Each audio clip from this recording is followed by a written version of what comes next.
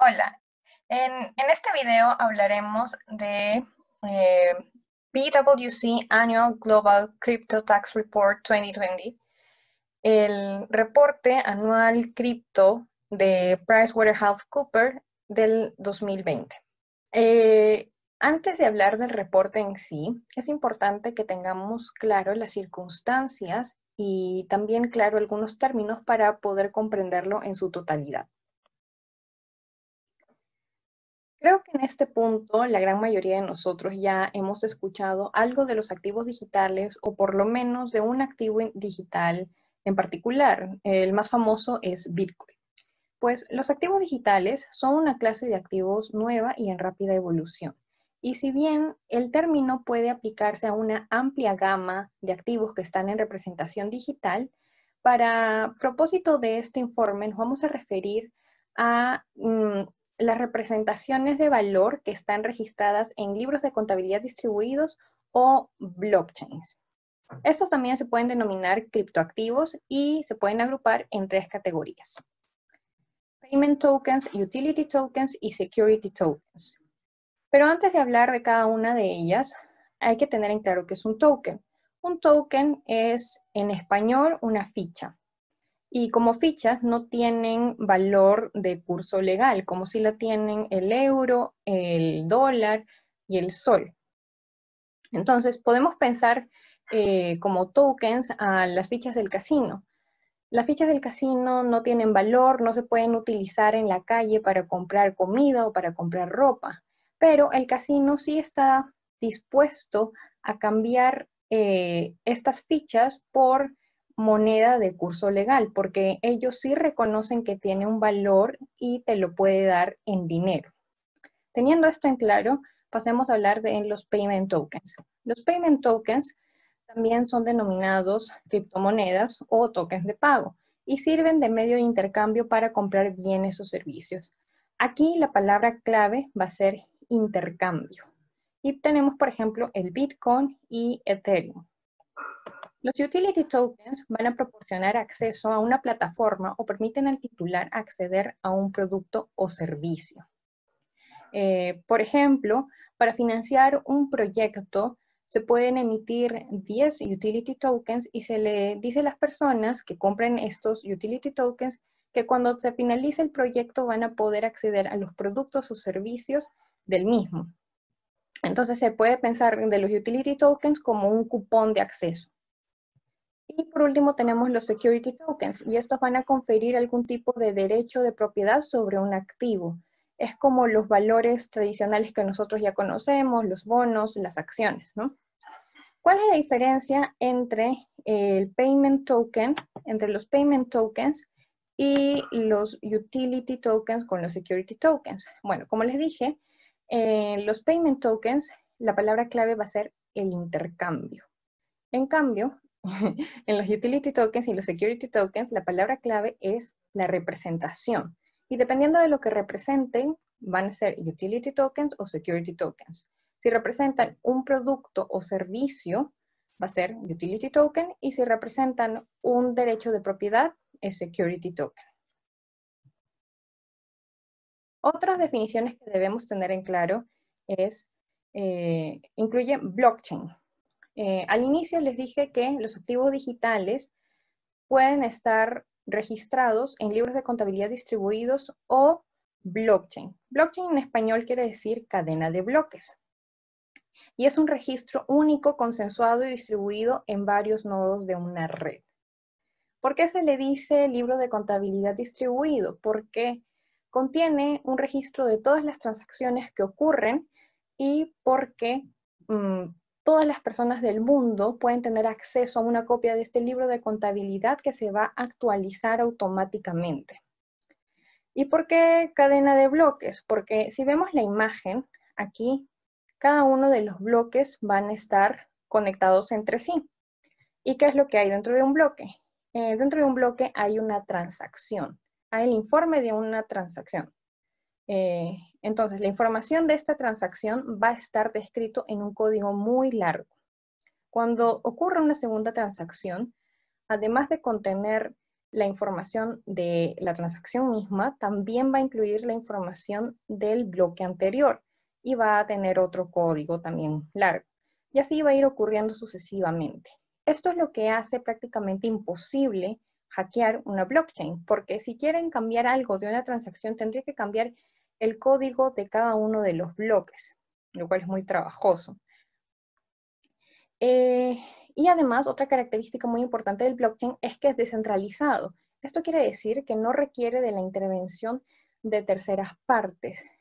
Por ejemplo, en la vida real, si yo quiero transferir dinero de mi cuenta a otra persona, el ente encargado de vigilar esa transacción y ver que esa transacción sea correcta va a ser el banco, ¿no? Si yo quiero transferir 200 soles, ellos tienen que verificar que por lo menos yo cuente con 200 soles. Si tengo 100 soles, simplemente la transferencia no va a ocurrir.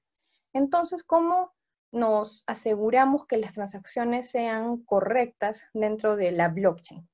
Para eso usamos el blockchain validation, en donde cualquier persona, si así lo desea, podría convertirse en validador.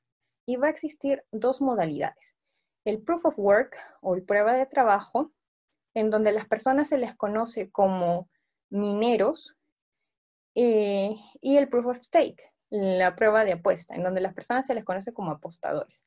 Aquí en esta primera modalidad se le conoce como minero porque de cierta manera tiene que ir quitando cosas para encontrar la transacción en sí, ¿no? Es como si le dieran un rompecabezas y tiene que ir probando hasta que dé con la solución correcta. No hay una manera de hacerlo, es puro prueba y error. Además, otra cosa que caracteriza al Proof of Work es que es una competencia. Aquella persona que descifre primero la transferencia va a obtener una recompensa y la transferencia se va a añadir a la blockchain. ¿De qué depende que una persona gane? Depende de cuánta experiencia tenga haciendo esto y del equipo computacional que tenga. Por eso es muy raro ver a mineros como personas individuales. Generalmente están agrupados o son empresas, porque así pueden comprar computadoras mucho más grandes, mucho más potentes, que se van a encargar de hacer estas pruebas mucho más rápido y dar con el resultado. En cambio, en el Proof of Stake, aquí como les dije, se les conoce como apostadores. Ya no va a depender del equipo que se tenga, sino de cuánto dinero se apueste. Una persona puede decir que para validar una transacción está dispuesta a apostar 50 criptomonedas y otra persona dice que está dispuesta a apostar 30 criptomonedas y otra 20 criptomonedas. Es como si cada una de estas criptomonedas les comprara un ticket de un sorteo. Evidentemente, el que tenga más tickets tiene más probabilidad de ser escogido. Estas criptomonedas van a estar bloqueadas hasta que la persona elegida pueda resolver la transacción, resolver el puzzle de la transacción. Y luego va a recibir también una recompensa. Una diferencia importante entre el Proof of Stake y el Proof of Work es que en el Proof of Stake ya no se necesita, como les dije, de un equipo tan fuerte y por lo tanto es eco-friendly, es más amigable con el medio ambiente. Y por último, el otro término importante es Decentralized Finance o finanzas descentralizadas. Esto se va a referir a todas las finanzas que no necesitan la intervención de un tercero, pues todo es público y transparente. Estas van a funcionar gracias a los smart contracts.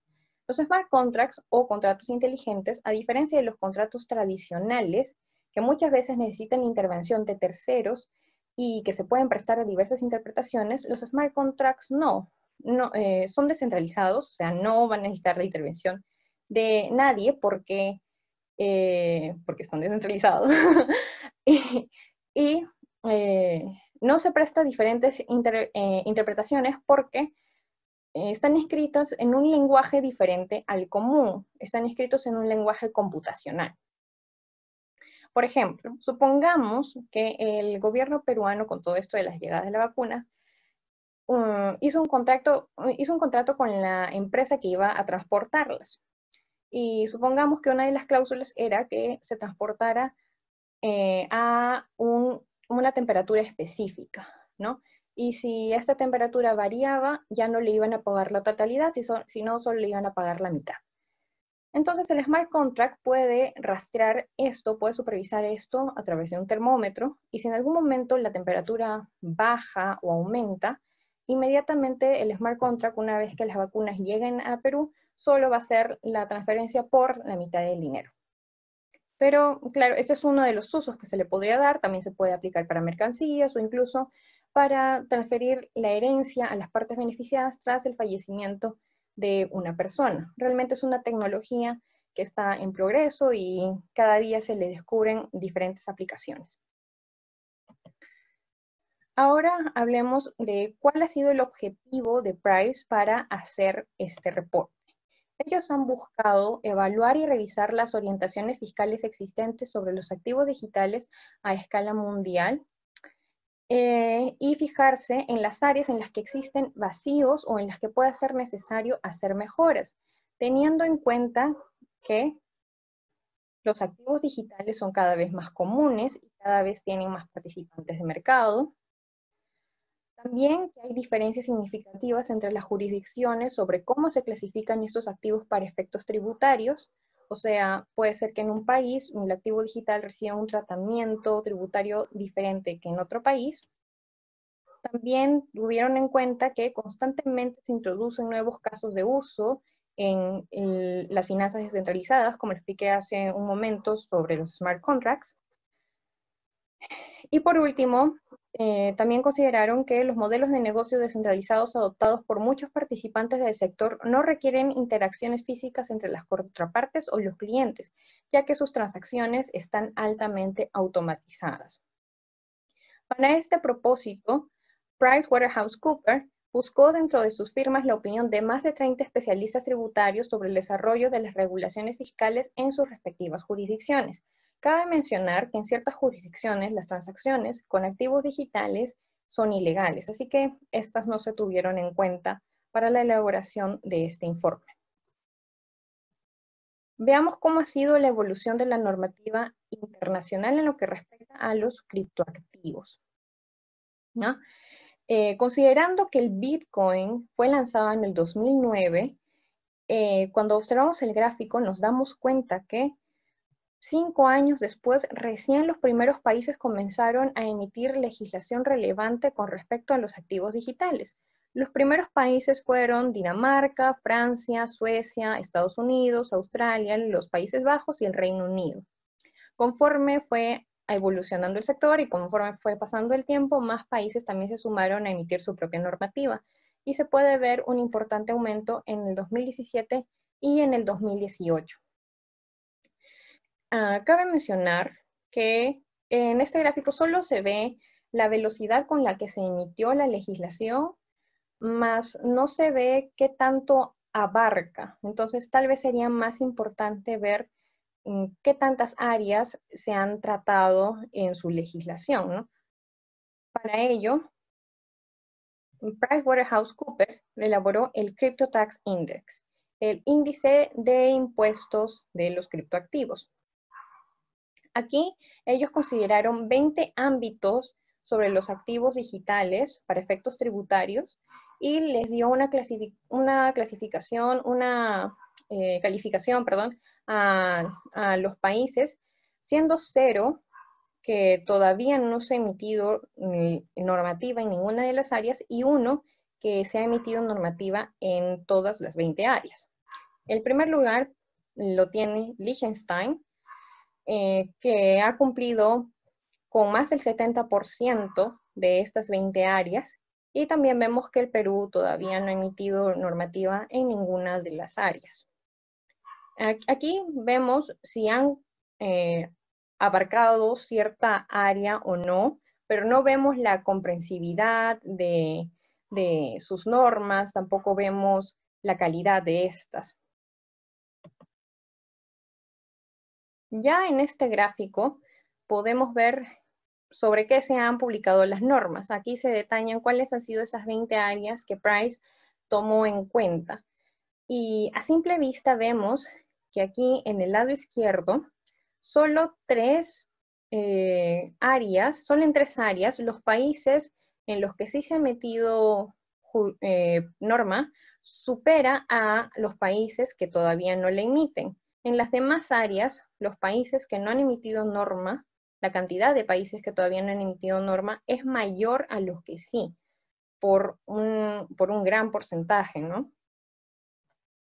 Pero aquí en el siguiente cuadro ya podemos ver con más detalle las áreas y podré explicarles algunas de ellas. La barra de acá arriba indica el número de jurisdicciones que sí han emitido la normativa y vemos que la mayoría de estas se centran en los tokens de pago, en el impuesto, en el VAT o el IVA o lo que para nosotros es IGB, que surge de las transacciones con estos tokens de pago, o las ganancias de capital cuando se venden los tokens de pago, pero solo tokens de pago. La segunda área ha sido el impuesto sobre los ingresos de las personas que validan en la modalidad de Proof of Work, o sea, los mineros. Ya en tercer lugar y a finales del 2018 se ha podido ver normativas sobre la emisión de utility tokens y de security tokens, pero todavía es muy raro ver este tipo de normativa. El resto de las áreas se van a clasificar en dos grupos.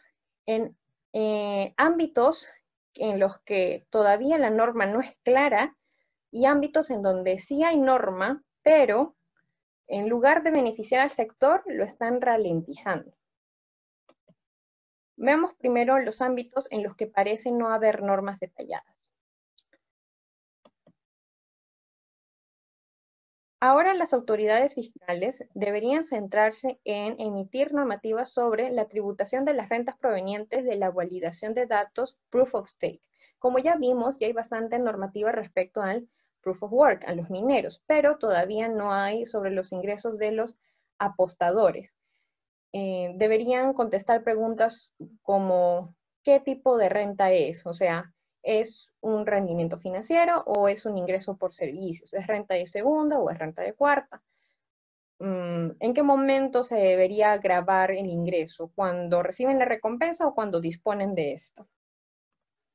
Otro punto en el que se deben centrar es en las implicaciones del IVA, lo que para nosotros es IGB, de la venta de utility tokens. Ya vimos que estas implicaciones solo están para los tokens de pago, pero todavía no para los tokens de utilidad.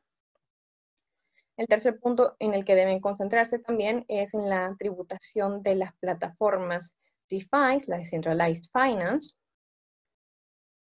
El cuarto punto que deben aclarar es la tributación de los security tokens y de los asset-backed tokens. Sobre todo cuando hablamos de security tokens híbridos. Hay security tokens que, además de tener la característica de dar derecho de propiedad sobre un activo, también tiene característica de utility token porque permite acceder a productos y servicios. Y respecto a los asset-backed tokens, que son los tokens respaldados por activos, estos a veces dan propiedad fraccionaria sobre un activo. O sea, por una casa se pueden emitir 10 tokens y cada persona tiene un décimo de la propiedad de esa casa. Y si bien esto ya es bastante complejo, se vuelve aún más complejo cuando el activo no se encuentra en la misma jurisdicción que las personas. Otro punto que deben también explicar es cuáles van a ser las obligaciones y responsabilidades de información fiscal de las bolsas que se encargan de vender esos activos digitales. Y por último, deben aclarar la tributación de las organizaciones autónomas descentralizadas, teniendo en cuenta que muchas veces estas carecen de participación humana y cuando sí la tienen, es tan descentralizada que las personas pueden encontrarse en diferentes países y por lo tanto es difícil atribuir la carga fiscal a una sola jurisdicción. Seguimos con los ámbitos en los que la norma es clara pero no permite el desarrollo. Esto quiere decir que la ley sí es clara, pero solo para ciertos activos y muchas veces excluyen a los activos digitales o a los criptoactivos. las principales áreas que se ven afectadas por esta discriminación, entre las principales áreas, tenemos los fondos de criptomonedas. En muchas jurisdicciones existen exenciones fiscales para los fondos de inversión.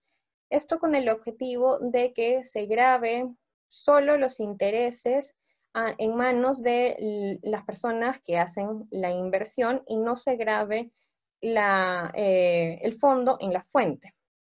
A menudo estas exenciones se redactan para incluir solo a los fondos que invierten en clases de activos específicos y los criptoactivos no están incluidos. Esto realmente ralentiza la evolución o la aceptación de los criptoactivos como un medio de inversión porque estarían sujetos a una capa adicional de impuestos a diferencia de los fondos de inversión tradicionales. El otro sector que se ve afectado es el préstamo de criptomonedas.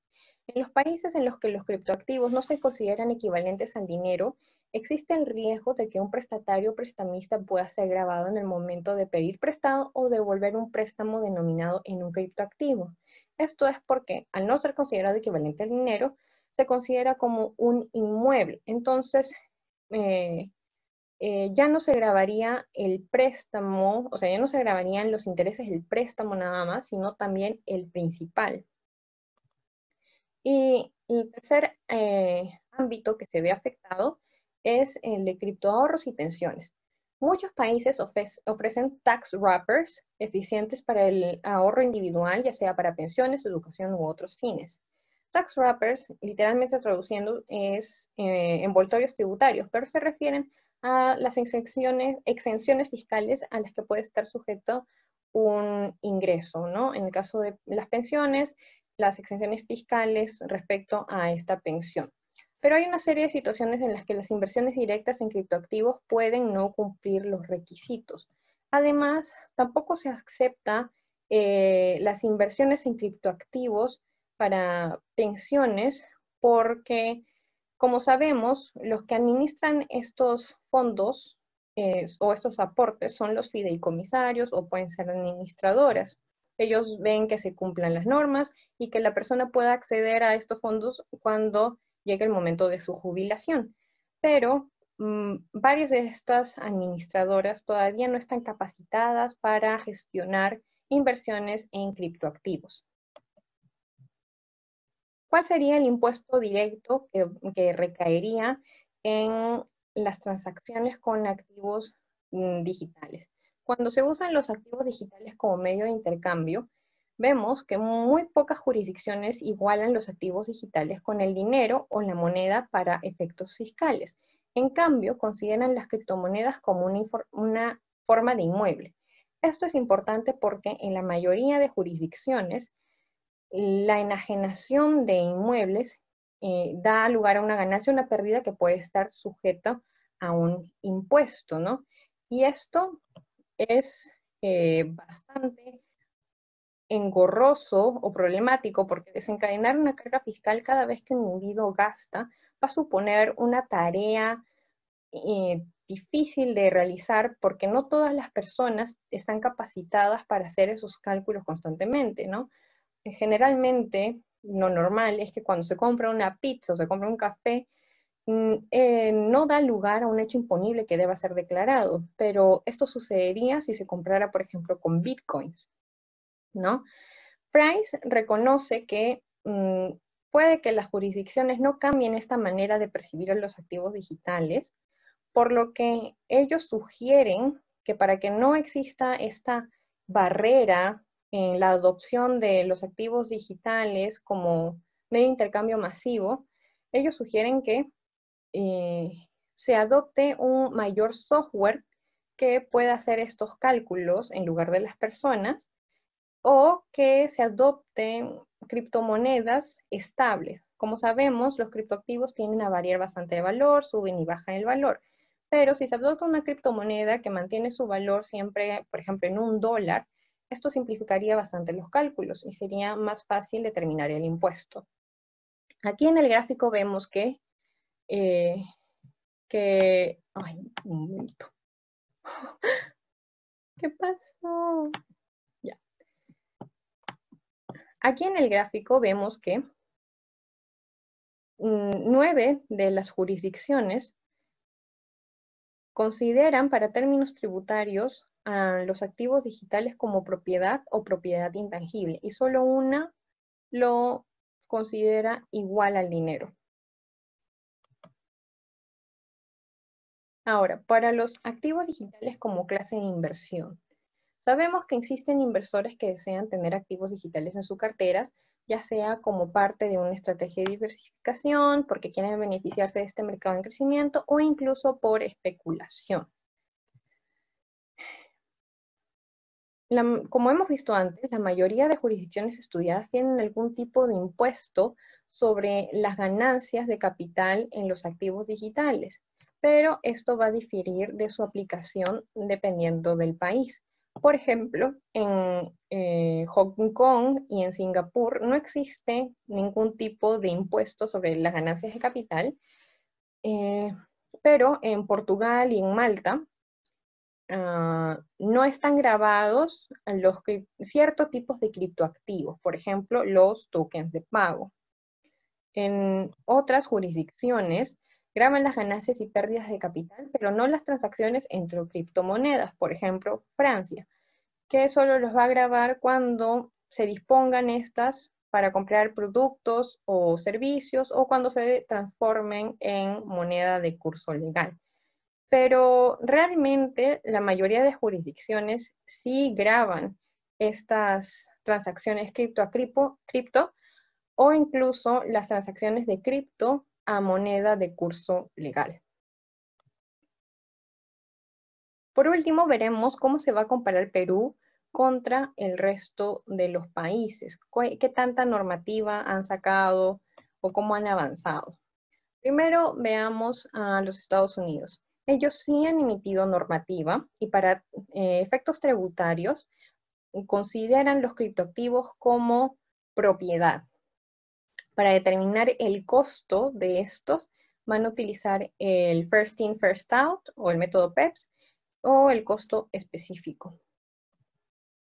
Para no irnos tan lejos, acá tenemos un país latinoamericano, Argentina. Ellos también han emitido normativa, pero ellos consideran que los criptoactivos deberían tener su propia clase para efectos tributarios. Igual para determinar el costo de estos, utilizan el método PEPS. En el caso de Colombia, ellos también han emitido normativa. Ellos consideran los activos digitales como propiedad intangible y los métodos que utilizan para determinar el costo es el PEPS y el WEPS. Por último, podemos ver a Perú, que todavía no ha emitido normativa relevante respecto a este tema y por lo tanto no hay claridad sobre cómo se tratarían estos activos para efectos tributarios ni qué método se utilizaría para determinar su costo. Todo esto nos puede llevar a las siguientes conclusiones.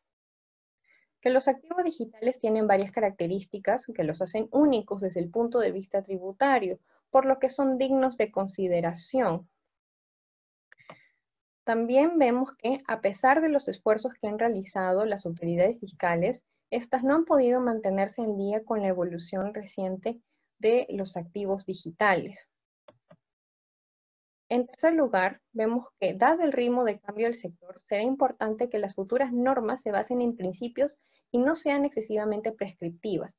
Esto quiere decir que, para que no haya un desfase, es mejor que se hagan principios generales en lugar de una norma específica para cada nuevo modelo de uso que haya, porque así se va a evitar que haya una diferencia entre el momento de que se emite la norma y la evolución del sector, ¿no? A veces las empresas se ven afectadas, las empresas que quieren seguir innovando y quieren explorar un nuevo modelo de negocio, tienen que ponerse a pensar cuál va a ser el posible tratamiento tributario de aquí a 3, 4 años, y esto es un gran reto para las empresas que recién están empezando, las startups.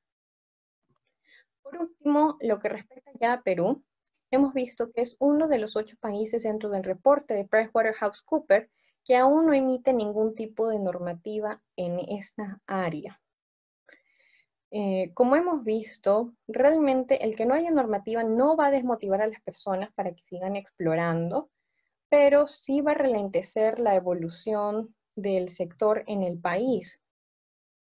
Y además, podríamos beneficiarnos de este sector haciéndolo como otra fuente de tributación, ¿no? Debemos también tener en cuenta que debido a la pandemia, lo que se consideraba que se iba a avanzar tecnológicamente en años, ahora ha sucedido en meses, por lo que es importante que el país se mantenga al mismo ritmo con que va evolucionando los sectores, es decir, que vayan sacando legislación conforme va evolucionando el sector. Sobre todo cuando hablamos de uno que está tan evolucionado tecnológicamente que es muy probable que cambie el dinero y los instrumentos de valor financiero tal y como los conocemos hoy en día. Muchas gracias.